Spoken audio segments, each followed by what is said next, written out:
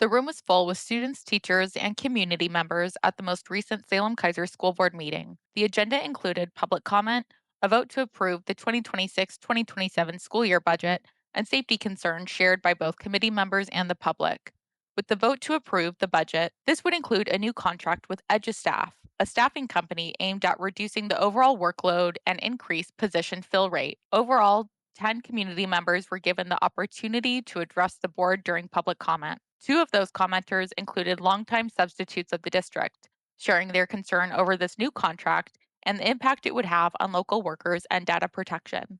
Voting for the budget would also mean a vote for Edustaff. Ultimately, the Salem Keizer School Board voted 6 to 1 to approve the $1.2 billion budget for the upcoming 2026-2027 school year. This includes a reduction of $14 million from state funding, which was presented to the public during a meeting in April, citing $5 million reduction due to declining enrollment and a $9 million reduction based off a data point used by the state census citing fewer students living in poverty in Salem Keizer. During the most recent school year, the board was faced with additional budget reductions, resulting in 120 school based positions being cut from the district with fewer than 10 employee layoffs. Superintendent Castaneda says she expects additional cuts will be made in this upcoming school year as the district dips into their reserves or savings account to offset costs. As the board continues to navigate an ever evolving budget, the district worked to quietly transition all substitute employment to a third party private equity company called Edustaff. This would include the hiring, training, and payroll for all classified and licensed subs. The district notes transitioning to Edustaff would give substitutes ability to expand their workplace capacity to about 20 other school districts in our area. As it stands, the Salem Keizer School District employs a little over 1,200 substitutes, about 120 of which work over 600 hours per year, qualifying them for PERS benefits. The Public Employees Retirement System is a government sponsored program designed to provide retirement, disability, and other benefits to public employees, including teachers, firefighters, law enforcement personnel, and other government workers. An email from the district sent to all substitutes states our current substitute staff will no longer be PERS eligible. Currently, less than 10% of the workforce reaches the 600-hour requirement for PERS eligibility. The Oregon legislature states, in order to be eligible for PERS, hmm, an email from the district sent out an email to the district sent out to all substitutes states, quote, our current substitute staff will no longer be PERS eligible. Currently, less than 10% of their workforce reaches the 600-hour requirement for PERS eligibility. The Oregon legislature states in order to be eligible for PERS, you must be employed by a PERS participating public employer and work 600 hours in the same school year. In 2023, Senate Bill 282 was passed, which included the rights for Oregon substitutes to qualify for PERS benefits. However, as the law currently stands, those employed by a third party company, such as Edustaff, are not eligible for PERS benefits. One common question the district received from substitutes was accessing their PERS benefit. An email sent out answering frequently asked questions stated if you have a PERS account, that is your account, and you do not lose access to your PERS account. If you would like to access your PERS account, you may contact PERS directly. Additional benefits substitutes have been concerned about include sick time leave. The district says, by default, sick time hours are not transferable between employers. It goes on to say, however, the district and Edustaff have agreed to hold any substitute as harmless as they transition to Edustaff.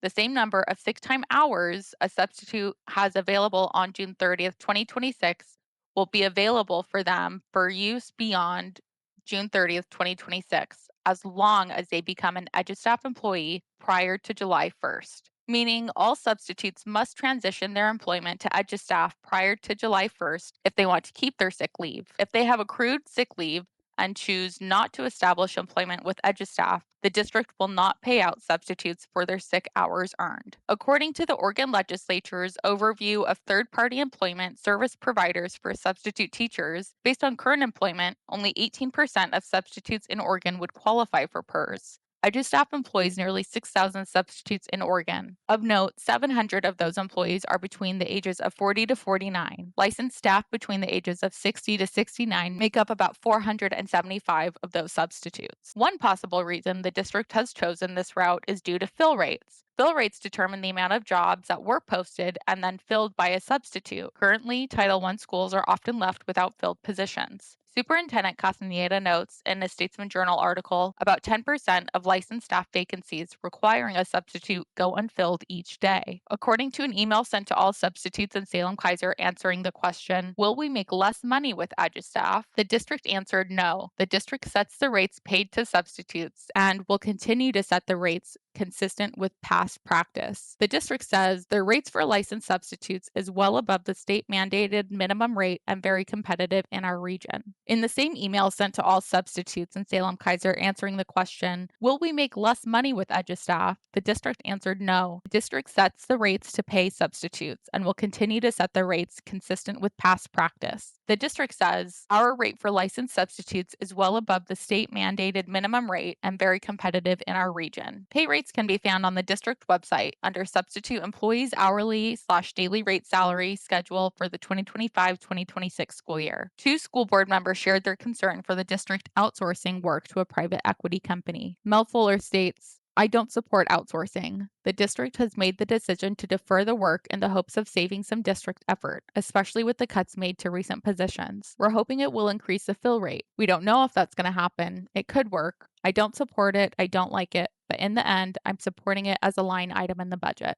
Katrina Guzman-Ortiz says, quote, it's an operational decision. I think that's something that can be difficult to communicate as board members about what are operational decisions and what are policy and governance decisions.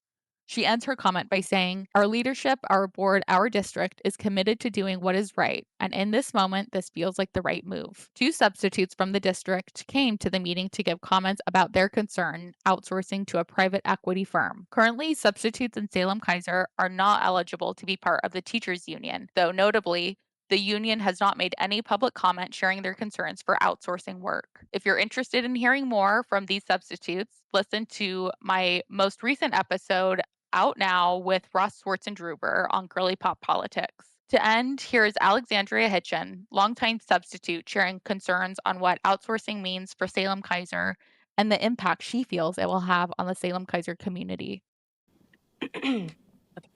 Testing. Okay. Hi, my name is Alexandria Hitchen. I'm a substitute teacher here at the Salem Keizer School District. I also attended the Salem Keizer School District through till graduation, and I have a son who's in the Salem Keizer School District right now. I'm here today to present my points of frustration about the move towards Edustaff. The first is PERS. In the last email from the superintendent, we were told in response to the loss of our PERS that only 10% of our substitutes would or work for PERS minimum of 600 hours. You have said that there are about 1,200 active substitute teachers in the Salem Keizer School District. I'm not a math teacher, but I'm fairly certain that means that there are about 120 people who, sorry, I lost my voice, who work over 600 hours in your district that are having their benefits cut. 120 is a big number. It's not like a handful of employees. It's 120 of your most loyal employees and the employees who are working the most for you. If the issue is fill rate, and I don't know, I'm not a business lady, so correct me if I'm wrong, but if the issue is a fill rate, wouldn't it make more sense to keep PERS to attract more substitutes into our community rather than taking that away? Paying subs more, offering benefits and providing supports is what keeps subs here. The Edustaff website even says that on an individual district or school level, increasing daily pay generally leads to a noticeable increase in job pickups. We've been told several times that we won't see a dip in our pay, but losing PERS is equal to losing our pay, or seeing a dip in our pay. You're outsourcing so that you can get away with paying us less by not having to contribute to our PERS anymore. You are selecting to outsource our livelihood to private equity firms, the very firms responsible for privatizing our hospitals and our prisons. Working for a private company means working for an employer that's bottom line is to make profits for its shareholders. These motives conflict with prioritizing students' well being and creating equitable working and learning environments. Edustaff does not care about fill rates, nor does it care about equity in our communities. Edustaff cares about making money for its investors. You cannot guarantee anything else. The second point I want to point out, and I have 30 seconds, is equity. We've already established that in our May 13th meeting that the majority of our vacancies are in Title I schools. If classified subs reportedly already pick up non-titled schools over Title Ones, what's to incentivize them to stay in our district when they can go to other districts and work in non-titled schools? How is that equitable for the Salem Keizer School District? I see that potentially as expanding the gaps specifically in our most needy schools. I genuinely believe that EduStaff is harmful for our community. Thank you. If you enjoyed this update, consider donating now to KMUZ. KMUZ is your commercial free, volunteer powered, and community supported media source for the Mid Willamette Valley and beyond. Whether you tune in at 88.5 or 100.7 FM, stream from kmuz.org, or listen via the KMUZ app on Apple or Android, you're part of a movement to keep local voices on the air.